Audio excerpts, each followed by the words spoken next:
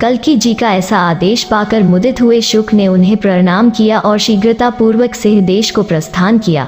मार्ग में समुद्र के पार जाकर शुक्र ने स्नान करके उस प्रमितोपम जल का पान और बिजोरे के फल को भक्षण किया और फिर राजभवन में प्रविष्ट हो गया। वो पहुंचकर राजकन्या के निवास स्थान पर जाकर नागकेशर के एक वृक्ष पर चढ़ गया और पद्मा को देखकर मनुष्यों की भाषा में उससे बोला। शुक ने कहा, हे देवी, हे रूप यौवन संपन्ने, तुम कुशल पूर्वक तो हो। तुम अपने चंचल नेत्रों से सुशोभित द्वितीय लक्ष्मी ही प्रतीत होती हो। तुम कमल जैसे मुख वाली, कमलगंधा, कमलाक्ष तथा कमल के समान हाथों वाली हो। अपने हाथ में तुमने कमल धारण किए हुए हो। यह लक्षण तुम्हारा लक्ष्मी होना सूचित करता है। हे देवी, विधाता ने क्या संपूर्ण विश्व का रूप लावण्य तुम्ही में भरकर तुम्हें ही सब जीवों को मोहित करने वाला बना दिया है। शुक के यह अद्भुत वचन सुनकर पद्मा ने हंसकर कहा, तुम कौन हो? कहाँ से तुम्हारा आगमन हुआ है? तुम इस शुक वेश में देवता हो अथवा दानव? तुम यहाँ आकर किस लिए ऐसी दया प्रदर्शित कर रहे हो? शुक ने कहा, देवी, मैं सब कुछ जानने वाला तथा सब शास्त्रों का तत्वज्ञानी हूँ।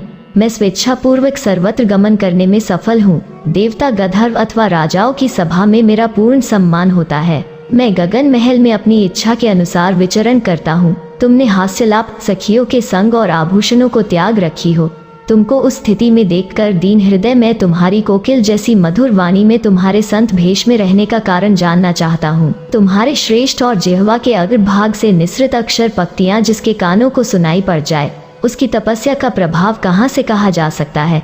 तुम्हारे समक्ष गिरस के पुष्पों की कमनीयता भी क्या है तथा चंद्रकांत भी क्या वस्तु है?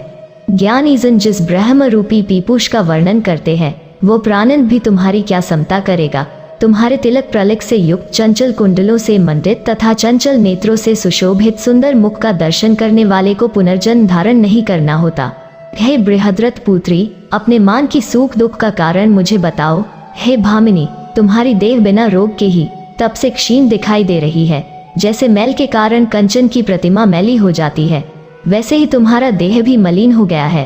पद्मा ने कहा, धन प्रथवा उच्च कुल में उत्पन्न होने से ही क्या प्रयोजन सिद्ध होना है? अर्थात देव की प्रतिकूलता हो तो यह सभी निष्फल हैं। हे कीर, यदि तुम्हें हमारा वृतांत ज्ञात न हो तो सुनो। देवी पद्मा ने पूर्व में घटित सभी वृतांत सुनाती हैं। पूरा वृतांत सुनने के बाद शुक्र बोला, हे देवी, शिवजी ने भगवान विष्णु की जो पूजा विधि तुम्हें बताई थी, उसे मैं सुनना चाहता हूँ। शुक ने बोला, तुम धन्य हो देवी, तुम अपने पुण्य कर्म द्वारा भगवान शिव की शिष्या हो गई हो। मैं भाग्यवश ही यहाँ आ पहुँचा हूँ। अब मैं अपने शुक शरीर का निवारण करने वाली आश्चर्यमयी पूजन विधि को श्रवण करूँगा। भगवान विष्णु का जप, ध्यान एवं पूजन की यह विधि भगवत भक्ति को देने वाली है। श्रवण में सुखद एवं परमानंददायिनी है। पद्मा ने कहा, भगवान विष्णु के पूजन की विधि अत्यंत पुण्यमयी है। इसके श्रद्धापूर्वक सुनने, अध्ययन करने या कहने से गोहत्या, गुरु हत्या और ब्रह्म हत्या के पाप भी नष्ट हो जाते हैं। हे कीर, इसका वर्णन शिवजी ने जिस प्रकार किया था उसी समाहित चित्त से सुनो। प्रातकाल स्नानादि नित्य कर्म से निवृत्त होकर हाथ पात्रों का प्रक्षालन कर जल स्पर्श करके अपने आसन पर बैठ जाए। फिर सैतात्मा होकर पूर्व की ओर मुख करके और श्रृंगन्यास भूत शुद्धि तथा विधिवत अर्घ्य स्थापन करे। फिर केशव कृत्यादि न्यास युक्त होकर हृदय में विष्णु का ध्यान करता हुआ उन्हें कल्पित आसन पर प्रतिष्ठित करे। फिर खान, अर्घ्य, आचमनीय, स्नानार्थ जल, वस्त्राभूषण आदि भेंट करे और यथोपचार देशिक मूल मंत्र में पूजन करे।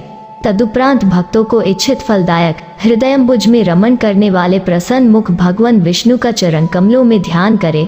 ध्यान के पश्चात ओम नमो नारायणाय स्वाहा कहे और इस स्तोत्र का उच्चारण करे। योग के द्वारा सिद्ध हुए ज्ञानीजन जिनके ध्यान में मगन रहते हैं, वे श्री हरि भगवान विष्णु जी ही हैं।